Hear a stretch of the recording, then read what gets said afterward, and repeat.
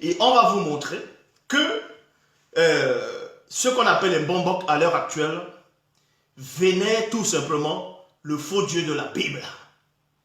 Le faux Dieu de la Bible, vous allez comprendre que c'est le même Dieu que les Égyptiens qui ont été corrompus à un moment donné ont commencé à vénérer sur la personne d'Amon ou bien Amon-Ré.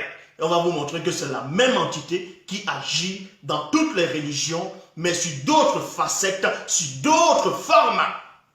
Et on va vous montrer que Amon-Ré est le Dieu de la Bible, dont Yahvé, Adonai, Elohim, Jéhovah l'Éternel, c'est la même personne, c'est la même entité, c'est une fausse divinité. Donc, et c'est cela où vous comprenez que c'est la même entité qui va agir dans les Bibles actuelles classiques. Pourquoi? Parce que quand vous lisez dans Ésaïe, chapitre 45, au verset 15, dans Bible seconde 21, il est dit, tu es vraiment un Dieu qui te cache. Toi, le Dieu d'Israël, le Sauveur. Traduction du monde nouveau, vraiment, virgule, tu es un Dieu qui te cache. Donc on dit ici là que Dieu se cache, que Yahvé, Adonai, et Jéhovah, l'Éternel Elohim se cache exactement comme Amon-Ré qui se cache. Mais il se cache où? On va aller plus en profondeur dans Somme chapitre 18 au verset 12. Il c'est qui? C'est Dieu. Il faisait des ténèbres sa retraite. Et le Noun, c'est aussi les ténèbres, c'est le Mangaba, dans l'océan primordial. Le Noun, c'est l'océan primordial. Amon est sorti de lui-même, donc c'est créé lui-même à partir du Noun. Donc il est sorti du Noun, donc du noir, de l'obscurité. Et c'est la même chose que le Dieu de la Bible fait. Quand vous lisez dans Psaume 18, verset 12, il est dit, il faisait des ténèbres sa retraite. Sa tente autour de lui, il était enveloppé des eaux obscures et de sombres nuages. Les eaux obscures, c'est quoi? L'univers, c'est de l'eau. L'univers, c'est de l'eau sur une autre matière. Si vous ne savez pas, l'univers, quand je dis l'univers, je ne parle pas des étoiles, je ne parle pas de la lune, le soleil, et ainsi de suite.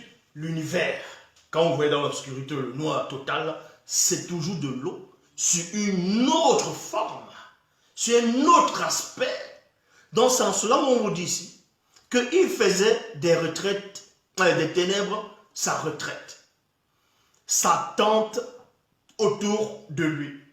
Il était enveloppé des eaux obscures et de nuages et de sombres nuages. Traduction œcuménique de la Bible. Il fit des ténèbres sa cachette.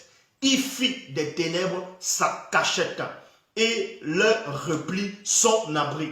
Ténèbres diluviennes, nuage sur nuage. Donc, on vous montre même que même le Dieu de la Bible se cache dans l'univers, se cache dans l'obscurité, dans cette grande obscurité-là. Il se cache, mais même s'il se cache, il n'arrive néanmoins pas à sortir de là. Parce qu'on vous dit ici, dans Somme chapitre 18, verset 12, qu'il était enveloppé des eaux obscures et de sombres nuages. Il était enveloppé, donc ça l'enveloppait. Maintenant, c'est donc qui Mon fait allusion quand il dit « Voici les cieux des cieux ne peuvent contenir ».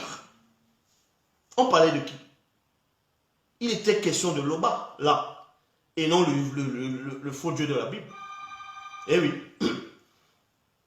Dans Psaume 97, verset 2, autour de lui, des nuages sombres